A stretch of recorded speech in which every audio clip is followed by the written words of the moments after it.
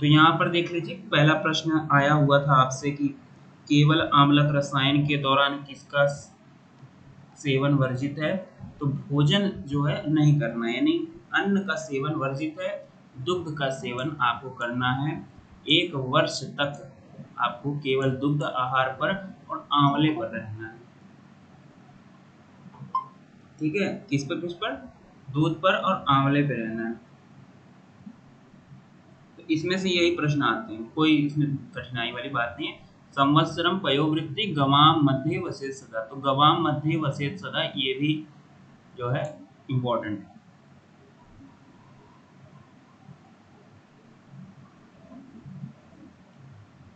ये बताइए कि पके हुए भल्लातक का सेवन किस मास में किया जाना चाहिए।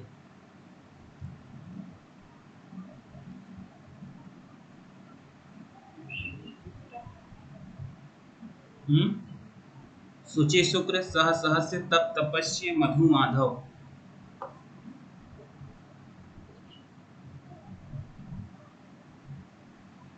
बताओ, कोई भी टिक मारिए आप। शुचि शुक्र सह सहस्य तप तपस्य मधु माधव। आपसे क्या क्वेश्चन आ रहा है? पके हुए भल्लातक का सेवन किस मास में किया जाना चाहिए। देखिए, भल्लातक रसायन के बारे में अब हम लोग बात करेंगे। ये भल्लातक रसायन कहाँ पर है? 1.2 में है, यानी पहला चैप्टर द्वितीय पाद में भल्लातक रसायन के बारे में लिखा हुआ है। और इसमें लिखा हुआ है भल्लातक के फलों का संग्रह शुचो शुक्र व मासे चरक, और ज्येष्ठ या आषाढ़ महीने में वागभट, मतलब ज्येष्ठ या आषाढ़ महीने में करते हैं चरक, और वागभट क्या करते हैं? ग्रीष्म ऋतु में उसका संग्रहण करते हैं। ठीक है, प्रयोग क्या करना है? एक एक बिलावे को बढ़ाते हुए 30 दिन तक, फिर से 30 दिन घटाते हुए 10 बिलावे तक लाते हुए कुल 1000 बिलावे का प्रयोग करवाना। ठीक है, तो इसमें जो है इसका रेफरेंस है 13वां श्लोक, यानी 1.2.13।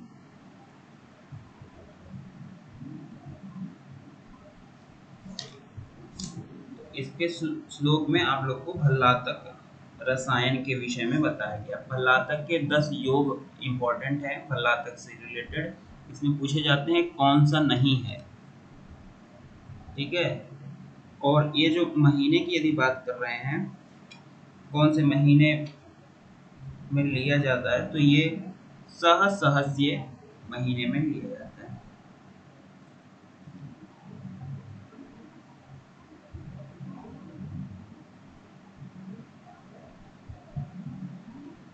थोड़ा ये क्वेश्चन थोड़ा टफ था क्योंकि लेक्चरर स्क्रीनिंग टेस्ट में आया हुआ क्वेश्चन।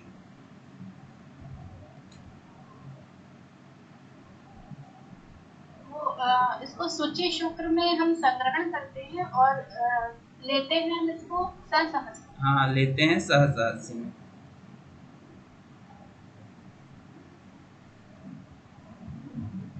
आगे बढ़िए, और ये देख लीजिए यहाँ पर और भी क्वेश्चन है। भल्लातक के 10 योग, भल्लातक और आम्लक अन्न निषेध है। ठीक है, आम्लक रस सेवन में तैल सर्पी छौद्र, जो भल्लातक के 10 योग हैं उसके विषय में आपसे पूछा जाता है। जो दधी होता है ना, वो नहीं है, दधी नहीं, भल्लातक दधी ऑप्शन दे दिया जाता है। तो गुड़, सत्तू, लवण, यूस, ये सब इसमें मौजूद होते हैं। अभी आएगा क्वेश्चन, फिर से देख लेंगे। भल्लातक के विषय में कहा गया है कफजो न च रोगस्ति न विबंधोस्ति कस्मि, मतलब भल्लातक से अच्छी औषधि कफ को समाप्त करने के लिए कोई नहीं है। ठीक है, ये क्वेश्चन भी आते हैं। भल्लातक के सेवन के काल में वाग्भट के द्वारा बताया गया है कि कुल्थी, दधी, सुक्त, तैल, अभ्यंग, अग्नि सेवन विशेष रूप से क्या है? वर्जित है। आगे देखिए, च्यवनप्राश से रिलेटेड एक क्वेश्चन आ रहा है। च्यवनप्राश का प्रयोग किस रसायन विधि से करने पर अधिक फलप्रद होता है? वातातपिक, सौर्य मारुतपिक, कुटी प्रावेशिक, द्रोणी प्रावेश।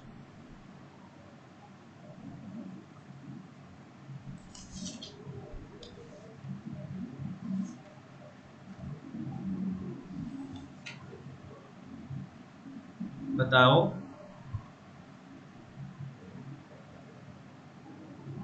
च्यवनप्राश का प्रयोग किस रसायन विधि से करने पर अधिक फलप्रद होता है?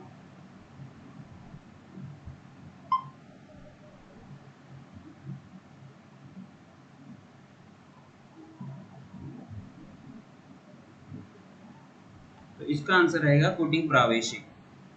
ये सभी लोग जानते होंगे। ये 1.1 का श्लोक है। आगे देखिए, निम्न में से कौन सा एक साधन का पर्याय नहीं है? साधन और जो है, साधन जो है पथ्य, प्रायश्चित, समुत्थान, प्रशमन।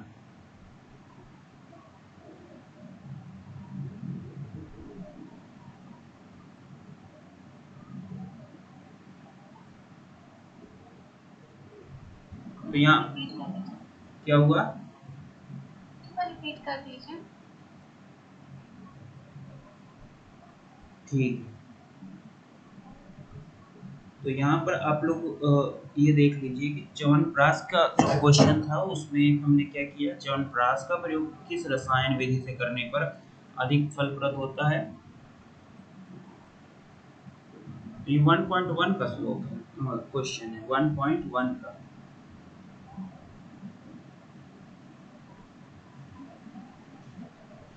इसका जो है कुटी प्रवेश, इसका देखिए च्यवनप्राश रसायन। च्यवनप्राश रसायन में 500 आंवले रहते हैं। क्वाथ द्रव्य कुल 36 होते हैं और सभी एक एक पल होते हैं। प्रक्षेप द्रव्य 7 होते हैं और क्वाथ द्रव्य में अष्टवर्ग घटकों में से महामेधा क्षीरकाकुली वृद्धि शामिल नहीं है। इसकी मात्रा से भी क्वेश्चन आता है। च्यवनप्राश का मात्रा से भी क्वेश्चन आता है। क्या क्वेश्चन आता है? अस्य मात्रा प्रयोजित यो अपरुन्ध्यान्न भोजनम, मतलब ऐसी मात्रा जो भोजन में रुकावट ना पैदा करे, वही च्यवनप्राश की मात्रा होती है। च्यवनप्राश में 1 कर्ष 2 कर्ष ये मात्रा नहीं लिखते हैं, डायरेक्ट जो दोपहर के भोजन को बाधा ना पहुंचाए वही होती है उसकी मात्रा। फल शुद्धि है मेधा स्मृति कांतिम प्रकर्ष बलम इंद्रियाणाम। 1/73 है, चरक चिकित्सा 1/73। ये 1.1 इसका है रेफरेंस, 1.1.73।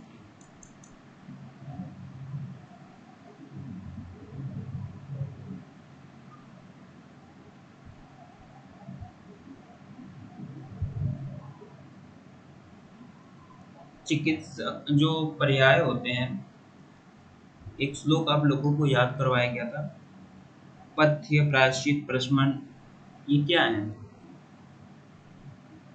इसके पर्याय हैं। इसके पर्याय चिकित्सा के। इसका पूरा श्लोक याद है आपको? भेषज का है। भेषज का है। चिकित्सितं व्याधिहरं पथ्यं साधनं औषधं प्रायश्चित्तं प्रशमनं प्रकृति स्थापनम हितम्। बिल्कुल सही जवाब है। यहाँ पर 9 जो है बताए गए, 9 भेषज के पर्याय। चिकित्सितम व्याधिहरम पथ्यम साधनम औषधम प्रायश्चित्तम प्रशमनम प्रकृति स्थापन हितम। तो यहाँ पर अगर पूछ दे कि साधन का पर्याय कौन सा है, तो साधन के पर्याय पथ्य भी हैं, प्रायश्चित भी हैं, प्रशमन भी हैं, लेकिन समुत्थान जो होता है ना वो नहीं होता। समुत्थान किसका पर्याय होता है?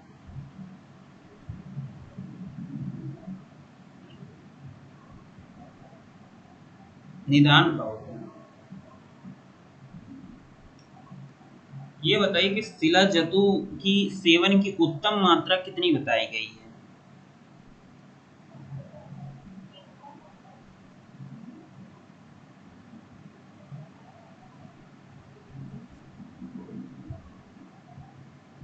शिलाजीत रसायन की, मतलब शिलाजीत की उत्तम मात्रा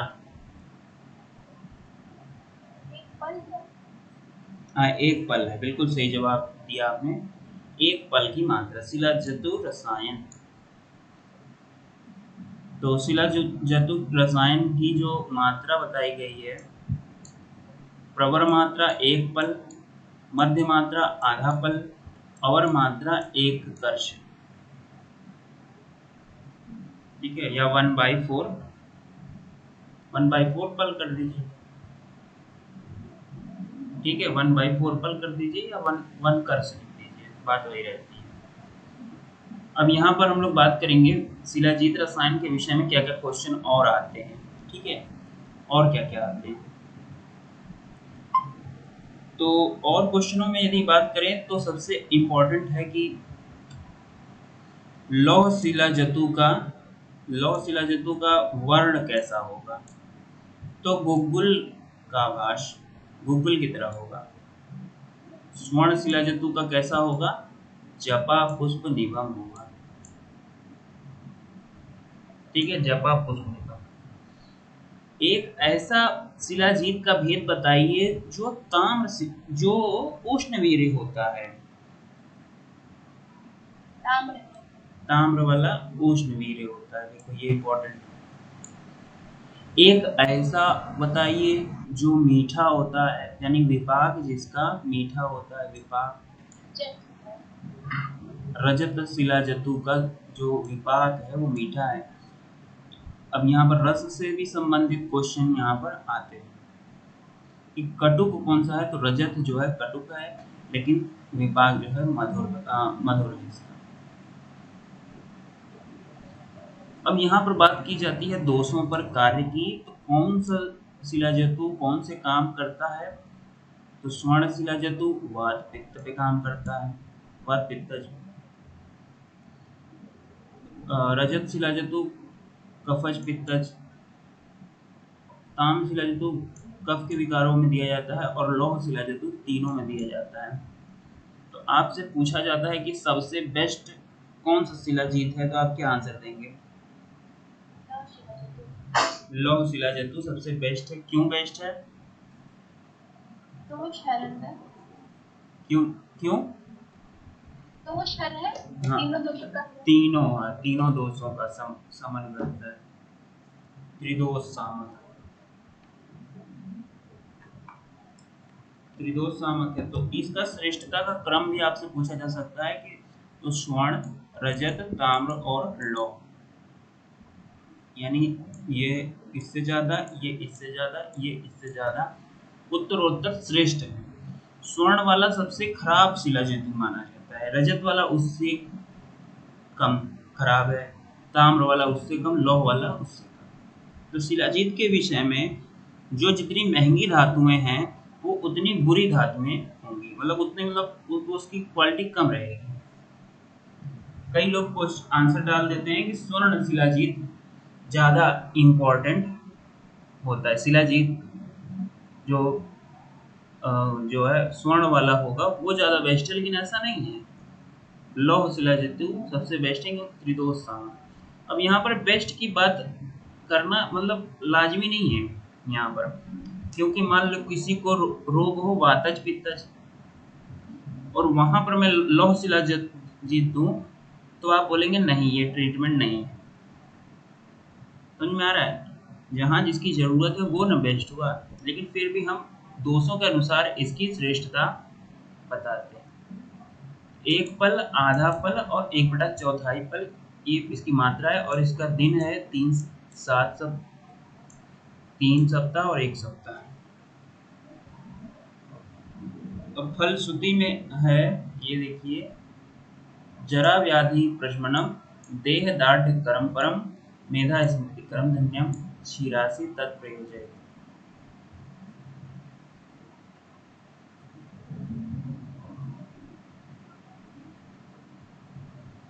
ठीक है, इसमें यही क्वेश्चन आते हैं। और एक कुछ क्वेश्चन देख लेते हैं। शिलाजतु सेवन में अपथ्य क्या है। तो विदाही अन्नपान जो है अपथ्य है। गुरु अन्नपान कुलत भी अनुपथ्य है।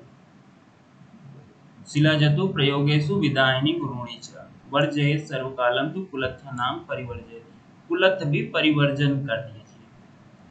शिलाजतु सेवन किसके साथ करना चाहिए? आपसे क्वेश्चन रहेगा तो आप बोलिए सभी के साथ। ये देखिए गौमूत्र भी है, जल भी है, यूज भी है। बहुत जो टैलेंटेड लोग हैं वो केवल गौमूत्र को ही शिलाजतु का मानते हैं। क्या मानते हैं? सहपान मानते हैं, अनुपान मानते हैं। तो ऐसा बिल्कुल नहीं करना चाहिए। गोमूत्र गंधी होती है शिलाजतु, इसका मतलब ये नहीं कि गोमूत्र के साथ ही हम उसको ले सकते हैं। उसको हम दूध के साथ भी, पानी के साथ भी ले सकते हैं। देखिए दूध भी है, पानी भी है। Based on what our requirement is, मान लो किसी में मांस क्षय हो रहा है तो शिलाजीत के साथ मांस रस दे दीजिए।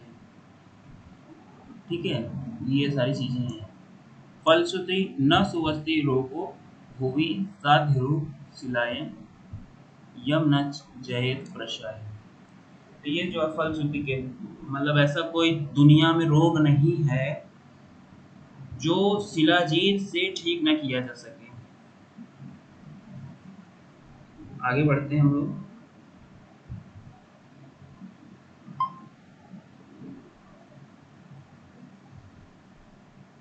प्रथम ब्रह्म रसायन में हरितकी व आम्लकी का अनुपात होता है।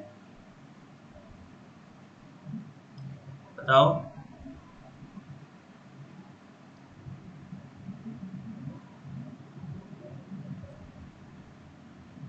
किसी को याद नहीं है क्या?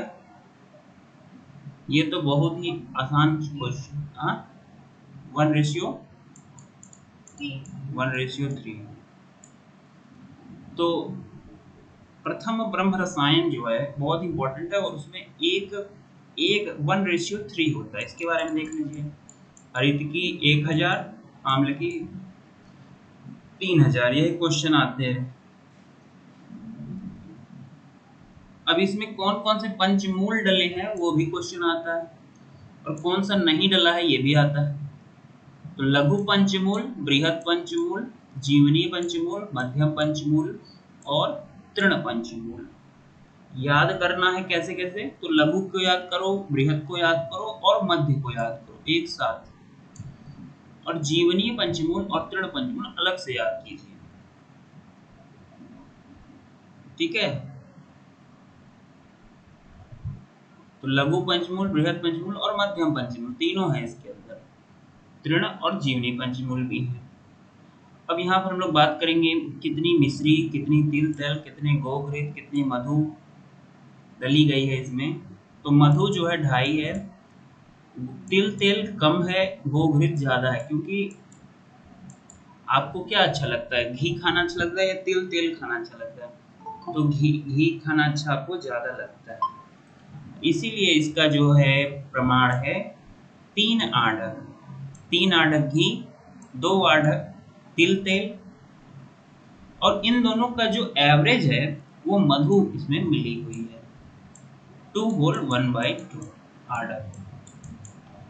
ठीक है, अब आपसे कोई पूछ ले कि ब्रह्म रसायन में डाली जाने वाली जो पंचमूलें हैं वो कौन कौन सी हैं, तो आप बता पाएंगे?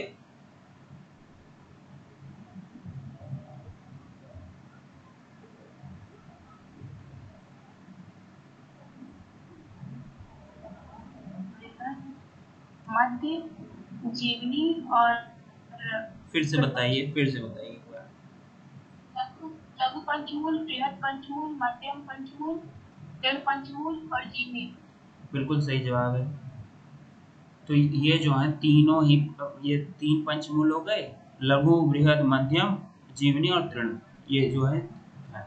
अब यहीं पर क्वेश्चन आ जाता है कि क्या कंटक पंचमूल ब्रह्म रसायन में डला हुआ है? तो हम देख रहे हैं कि नहीं डला हुआ है, तो ये फॉल्स स्टेटमेंट है, मतलब नहीं डला हुआ है कंटक पंचमूल। यहाँ से आप लोगों को क्लियर रखना है। पंचानाम पंचमूला नाम भागान दशलोत विना हरित की सहस्त्रम चक्र त्रिगुणमा। ये जो है श्लोक इसका है, पंचमूल 10-10 पल लेने हैं, प्रत्येक द्रव्य 2-2 पल लेने हैं, यानी 2 into 5 किया गया तो 10 आ गया, और 10 सभी लेने हैं। एक काल में न उपरंध्याते आहार में कम मात्रा, तो वही जो च्यवनप्राश के लिए कहा गया वही इसके लिए भी कहा गया है। एक काल सेवन करना है ब्रह्म रसायन के लिए। अनुपान इसका है षष्टिक पयसा। ठीक है, षष्टिक पयसा।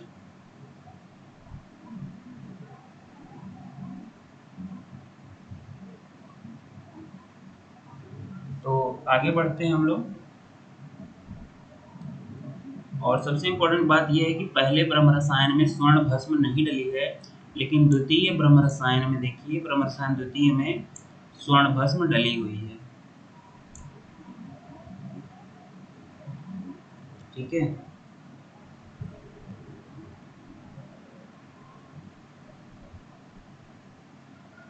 आगे बढ़िए।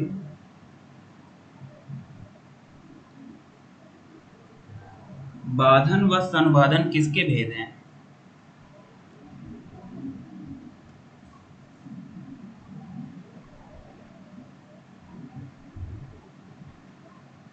भेषज के, अभेषज के, रोग के, पथ्य के।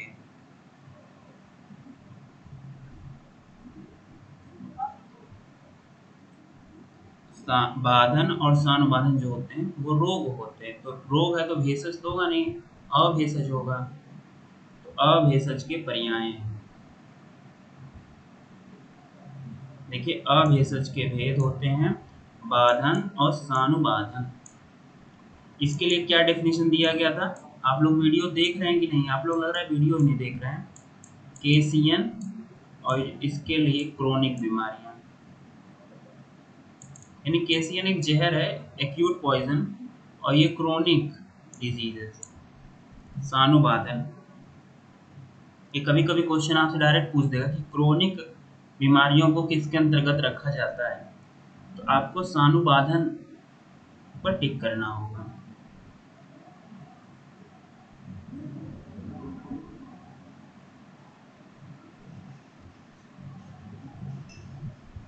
अगला क्वेश्चन देखिए कि आचार्य चरक ने त्रिफला रसायन का वर्णन किस रसायन पाद के अंतर्गत किया है? अभिया अम्ल की, कर प्रचिति, प्राणकामी, आयुष्कामी।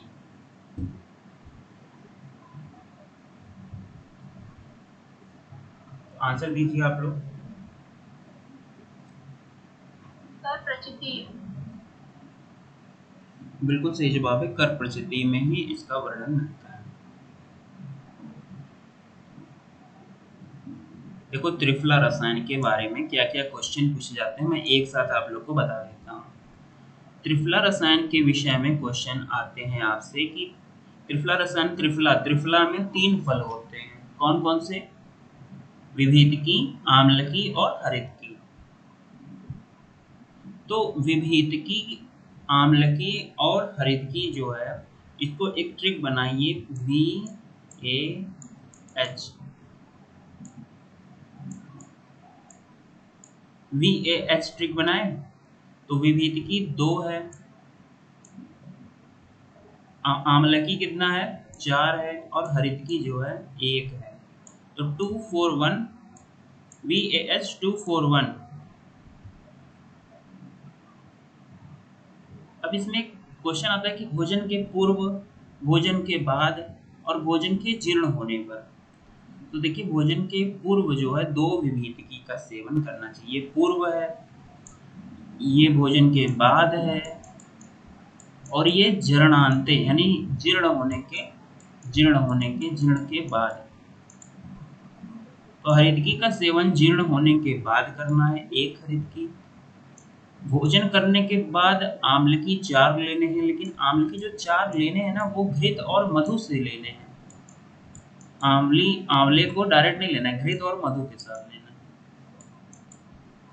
और विभीतकी के दो फल का चूर्ण बनाकर सबसे पहले लेना, सबका चूर्ण ही है। विभीतकी का जो चूर्ण है, 2 चूर्ण का प्रयोग करना है खाने के पहले। तो पहले, बाद में और जीर्णांत। याद हो गया कि नहीं याद हो गया? यही क्वेश्चन आते हैं त्रिफला रसायन में। यही बातें पूछी जाती हैं आपसे।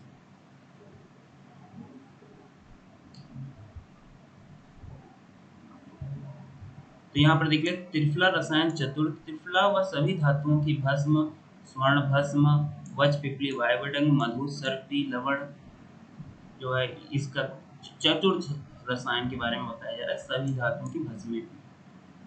फलश्रुति है संवत्सरम प्रयोगणम मेधा स्मृति बल प्रदा, 1 साल तक प्रयोग करने पर आप के अंदर क्षमताएं यानी मेधा स्मृति बल प्रद हो जाती है। ठीक है, ये कर प्रचितीय रसायन पान में आया हुआ है। शिलाजीत के बारे में आप लोगों ने देख ही लिया सारी चीजें। अगला क्वेश्चन, निम्न के हरितकी सेवन के अयोग्य कौन है, यानी हरितकी किनको सेवन नहीं करनी चाहिए। तो हरितकी के सेवन के लिए जो बात रखी गई है वो 1.1 में ही लिखी गई है। हरितकी सेवन के लिए, हरितकी सेवन के लिए एक श्लोक आता है कि हरितकी मनुष्याणाम, बताइए आंसर। हरितकी मनुष्याणाम, हरितकी मनुष्याणाम मातेव हितकारिणी कदाचित कुप्यते माता न उदरसता हरितकी। ये श्लोक आप लोग को याद रखना है। हरितकी जो है अजीर्ण की अवस्था में नहीं सेवन करना चाहिए। रसायन के विषय में ये सारी चीजें बता दी गई। हरितकी का निषेध देख लीजिए, हरितकी का निषेध है अजीर्ण अन्नो रुक्षभुज स्त्री मध्य विपकर्षता सेवेल अन्न अभ्यासेते क्षुतृष्ण उष्ण अर्धिदास चाहिए। चर्चक चिकित्सा 1/45। अजीर्ण रुक्षभोजी स्त्री सेवी मध्य सेवी विष सेवी से कर्षित तृष्णा क्षुधा उष्णता से पीड़ित हरितकी का निषेध है। तो बहुत सारे रोगों में हरितकी का सेवन क्या है, निषेध है। हरितकी हर जगह उपयोग में आप नहीं ले सकते, लेकिन क्या पांडु और शोष्ठ है इसमें वर्णन है, नहीं, उसका नहीं है। आगे बढ़िए, नागबला रसायन का सेवन कितने समय तक करना चाहिए।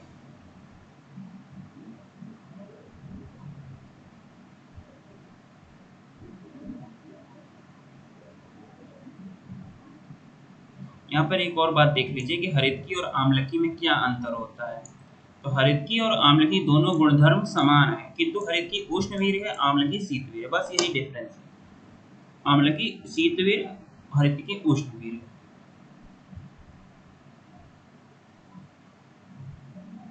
तो क्वेश्चन ये आ रहा है कि नागबला रसायन का सेवन कितने समय तक करना चाहिए। तो हमें नागबला रसायन सबसे पहले तो जाना होगा कि नागबला रसायन कहाँ पर वर्णित है। तो 1/2 में वर्णित है, 1/2 में वर्णित है। ये देखिए नागबला रसायन, नागबला रसायन 1/2 में वर्णित है। नागबला मूल का संग्रह तपसी तपस्वी व मसिद माघ फाल्गुन के महीने में इसका कलेक्शन दिया गया है। तो इसमें जो है आपको क्या करना है, नागबला अगर आप बुक में देखेंगे तो 1 वर्ष तक सेवन करना, 1 वर्ष तक सेवन करने के लिए बात की गई है। 1 वर्ष तक नागबला रसायन का सेवन आपको बताएगी। ये एमपीपीएससी 2009 का क्वेश्चन है।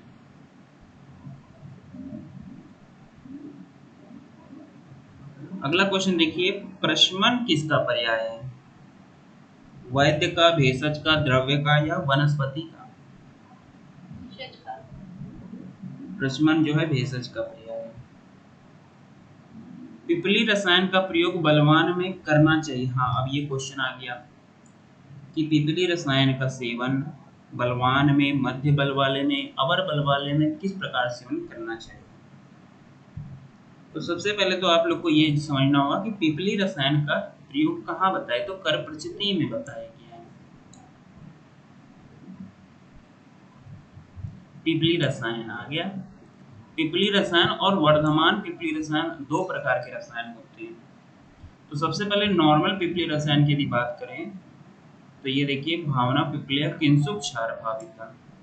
तो पिपली को किसके क्षार में भावित किया जाता है, ये क्वेश्चन आया हुआ है। तो किंसुक क्षार, पिपली जो है किंसुक क्षार से भावित और घृत भर्जिता प्रयोज्य मधु सम्मिश्रया रसायन गुणैषण। उपयोग किसमें करते हैं, अर्श ग्रहणी दोष, पांडु विषम ज्वर। विषम ज्वर में इंपॉर्टेंट है, यहाँ पर एक क्वेश्चन आता है कि वात बलासक ज्वर में किस रसायन का सेवन किया जाता है। तो आचार्य चरक ने, सबसे पहले बात बता दूं कि वात बलासक ज्वर का उपयोग ही बताया ही नहीं उसके बारे में, लेकिन फिर भी यहाँ पर रेफरेंस दिया हुआ है। तो वात बलासक ज्वर में हम पिपली रसायन का सेवन करवाते हैं।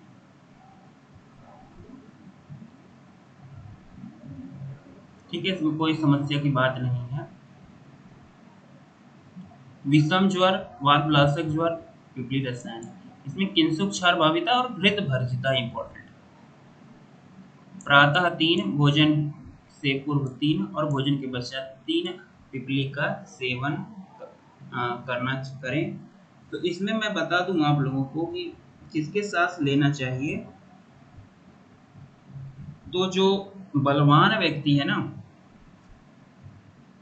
जब बुक पढ़ेंगे तो उसमें लिखा हुआ है, बलवान व्यक्ति में पिपली रसायन का सेवन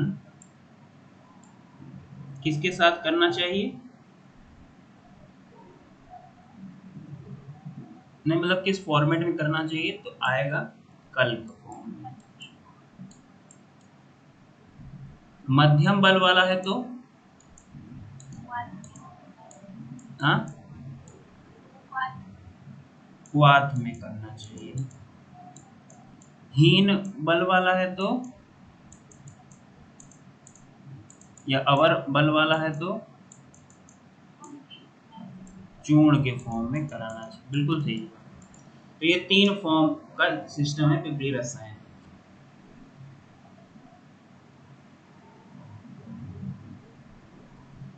तो यहाँ पर एक और क्वेश्चन आते हैं आपसे, एक वर्धमान पिपली रसायन के बारे में भी थोड़ी बातें देख लीजिए।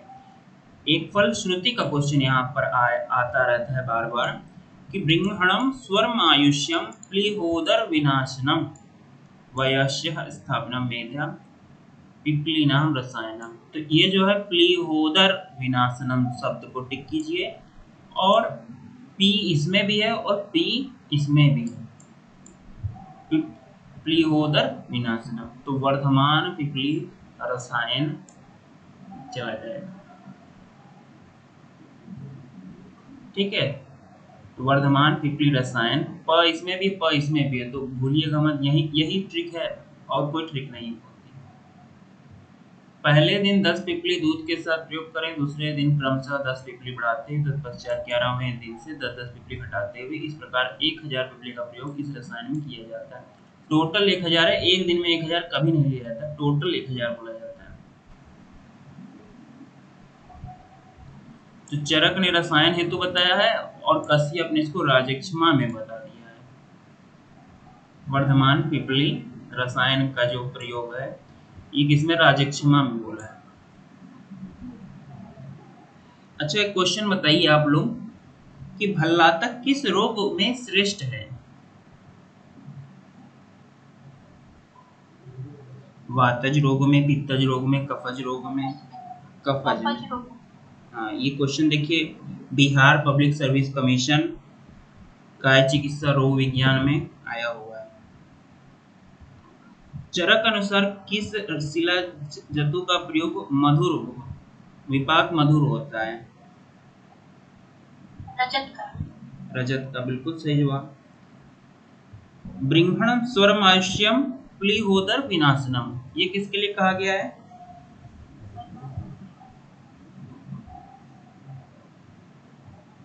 ब्रिंहणम स्वरम आयुष्यम, देखो यही वाला क्वेश्चन है, ब्रिंहणम स्वरम आयुष्यम प्लीहोदर विनाशनम, ये किसके लिए कहा गया है, वर्धमान पिपली रसायन।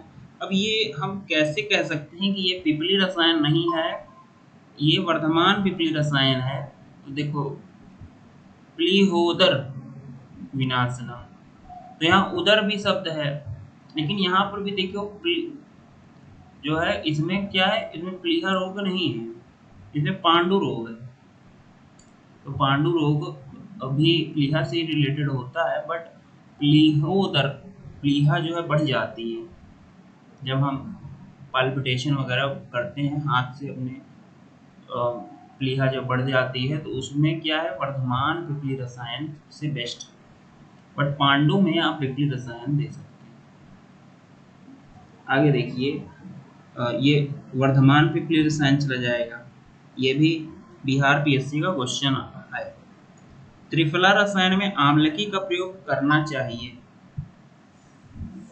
अब त्रिफला रसायन वाला तो आप लोग कर ही लेते हैं ना,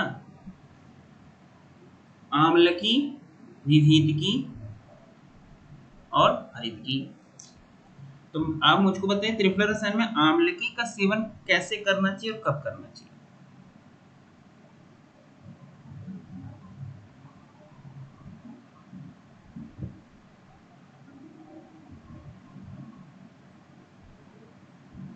खाना खाने के बाद करना चाहिए।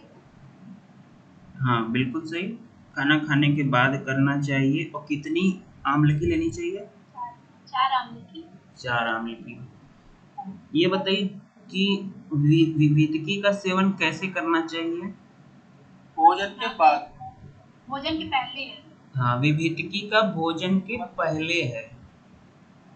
और कितना? 2। और हरितकी का सेवन कैसे करना चाहिए?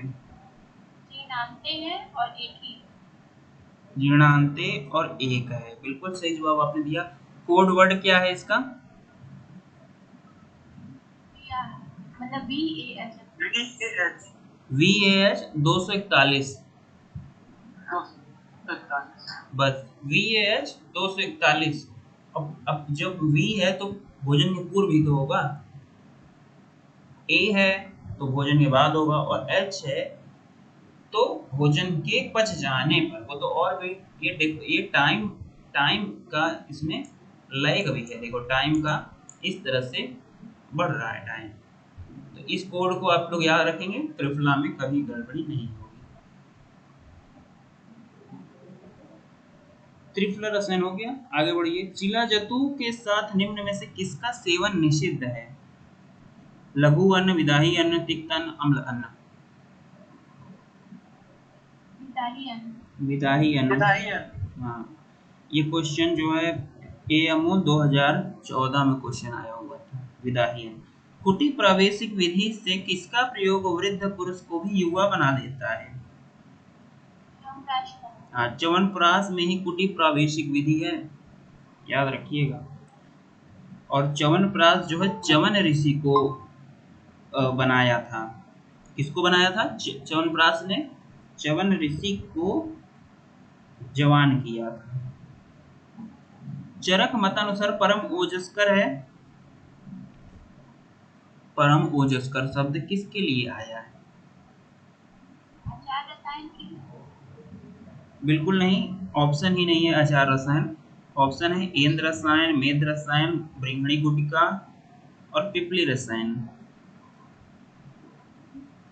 तो चरक ने परम ओजस्कर इंद्र रसायन को कहा है। इसका रेफरेंस जो है अभी देख लेते हैं, 1/3 में है। इसका रेफरेंस हम लोग यहाँ पर मेद रसायन हो गया, इंद्र रसायन। ये देखिए, इंद्र रसायन के लिए कहा गया है इंद्री 3 यव प्रमाण, स्वर्ण भस्म 2 यव, विष 1 तिल प्रमाण। ये विष किसका पर्याय है यहाँ पर? हाँ, वत्सना। घृत 1 फल। ये जो इंद्र रसायन है इसी को परम ओजस्कर बोला गया है। ये ऐसे ऐसे बीमारियों को समाप्त कर देता है, स्वित्र में इसको इस्तेमाल किया जाता है। MPPSC MO में क्वेश्चन आया हुआ है ये। चरक ने मतलब परम ओजस्कर है तो इंद्र रसायन इज द राइट आंसर। इसको कहा गया है परम ओजस्कर।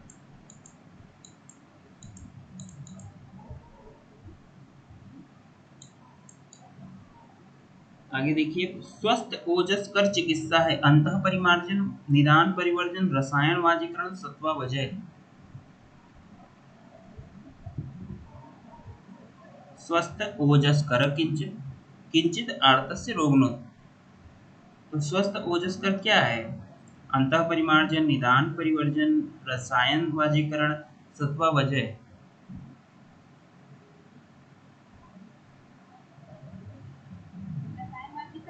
हाँ बिल्कुल सही जवाब है रसायन, इसमें सोचने की कोई बात ही नहीं है। एमपीपीएससी एमओ 2014 में क्वेश्चन आया हुआ है। सर्वश्रेष्ठ मेध्य है, मेध्य में सर्वश्रेष्ठ। अब मेध रसायनों पर हम लोग बात करेंगे। तो मेध रसायन के बारे में क्या क्वेश्चन आते हैं, सारी चीजें डिटेल कर लेते हैं। तो मेध रसायन 4 होते हैं। मंडूक पर्णी का स्वरस यूज किया जाता है, अगड़ोची का स्वरस, मधुएष्टि का चूर्ण और शंखपुष्पी का कल्क। किसके साथ सेवन करना चाहिए? तो शंखपुष्पी का दूध के साथ, मधुएष्टि का दूध के साथ। ये क्वेश्चन था। मुलेठी के चूर्ण का प्रयोग किसके साथ करने पर मेध रसायन होता है? दूध के साथ सेवन करने पर। गुड़ूची का स्वरस मधु से और मंडूक पर्णी स्वरस मधु से। ये क्वेश्चन इतने आते हैं। इसके अलावा क्या क्वेश्चन आता है? श्रेष्ठ मेध मतलब श्रेष्ठतम शंखपुष्पी है। शंखपुष्पी सबसे बेस्ट। मेध्या विशेषण च शंखपुष्पी। ठीक है, यही क्वेश्चन आता है। आप कोई कठिनाई?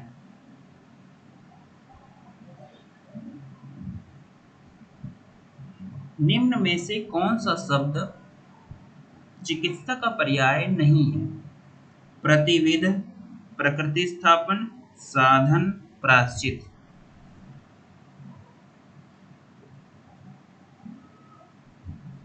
प्रायश्चित नहीं है पूछा गया है, तो प्रतिविध इज द प्रतिविध। प्रतिविध इज द राइट आंसर। ये कहाँ क्वेश्चन आया हुआ है? तो राजस्थान की पब्लिक सर्विस कमीशन में आयुर्वेद के क्वेश्चन यहाँ पर आया हुआ है। राजस्थान पब्लिक सर्विस कमीशन में क्वेश्चन आया हुआ है। चरकानुसार 10 योग किसे संबंधित है? भल्लातक से सिला भल्लातक, हाँ भल्लातक से। ये भी राजस्थान में आया हुआ है। अभेषज का प्रकार है बाधन, सानुबाधन, बोथ ए एंड बी या डी यानी अपत्य। ठीक। कौन सा अचार रसायन का एक हिस्सा है? अचार रसायन का एक हिस्सा, तो अचार रसायन के बारे में आइए अब हम लोग देखते हैं। तो अचार रसायन को चौथे में बोला है आयुर्वेद समुत्थानीय में। आयुर्वेद समुत्थानी से कुछ कुछ क्वेश्चन यहाँ पर देखने को मिलते हैं। तो यहाँ पर क्वेश्चन आता है, द्रोणी प्रावेशिक रसायन का सबसे पहले जिक्र कहाँ पर आया है?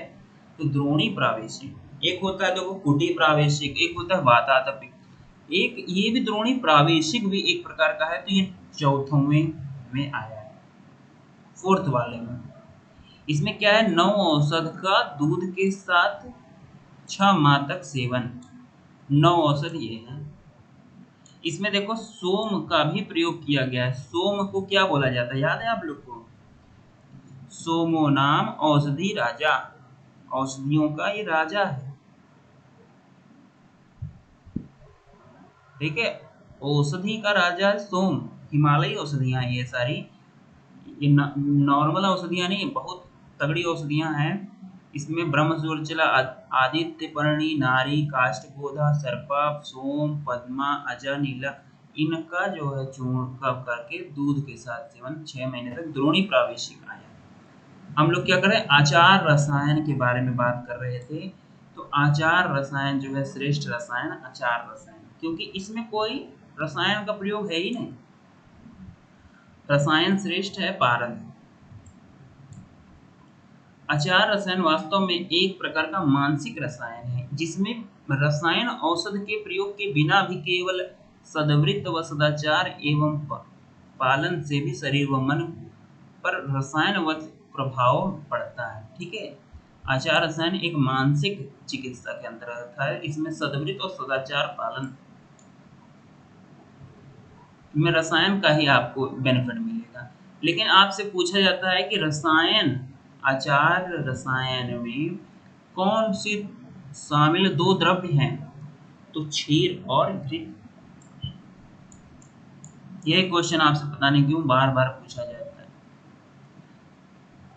आचार रसायन में शामिल औसत द्रव्य है 0, औसत द्रव्य नहीं है, लेकिन टोटल द्रव्य जो है ये क्षीर और घृत जो है इसमें। ठीक है, इसमें बहुत सारे देखो, जैसे प्रिय बोलना, अहिंसा करना, अमैथुन, मद्य का सेवन न करना, तो ये जो है देव गो ब्राह्मण आचार्य गुरु वृद्ध अर्चने रतम, तो ये एक प्रकार का सिस्टम है।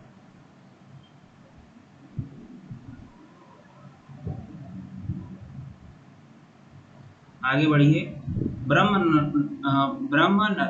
ब्रह्म रसायन निर्माणार्थ निर्दिष्ट पात्र है, तो ब्रह्म रसायन जो बनाया गया था वो किस पात्र में बनाया गया था या किस पात्र में बनाया जाता है? स्वर्ण, उदुम्बर, लौह, मृत्तिका।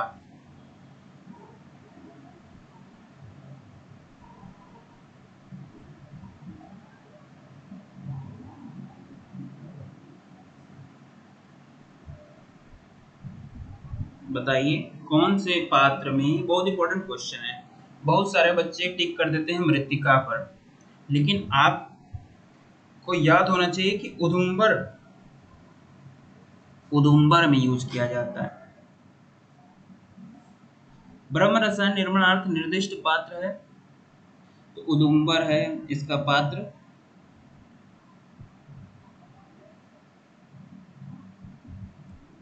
अगला क्वेश्चन देखिए, रसायन जो अभिचार्य, प्रयोग, अमंगल, विष, अन्य प्रबलवाद विकारों में सबसे अधिक जो है वो इंद्र रसायन है।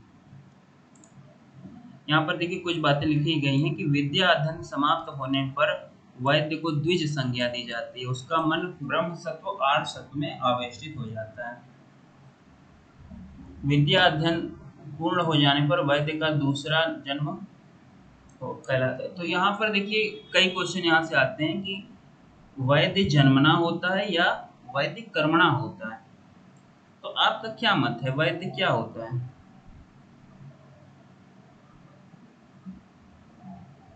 क्या वैद्य का बेटा वैद्य होता है? कर्मणा होता है। तो वैद्य का बेटा वैद्य जरूरी नहीं हो जाए।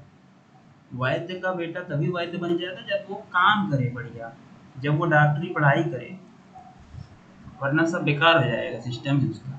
हाँ ये है कि अगर वो डॉक्टर का बेटा है तो वो बड़ा डॉक्टर बन सकता है, ज़्यादा बड़ा डॉक्टर बन सकता है। जो नया डॉक्टर अभी नए नए खुल में नया डॉक्टर बन रहा है उससे कहीं ज़्यादा बड़ा डॉक्टर जिसके पिताजी भी डॉक्टर हैं वो हैं, तो ऐसा होता है। बट ये कर्मणा ही होता है, ऐसा नहीं कहा जा सकता कि जरूरी है कि वही आगे जाए। तो यहाँ पर हमने सभी चीज़ें देखिए कर ली हैं, हर जगह क्वेश्चन जो भी छूटे हैं उनको एक बार आप लोगों को फिर से देखना पड़ेगा।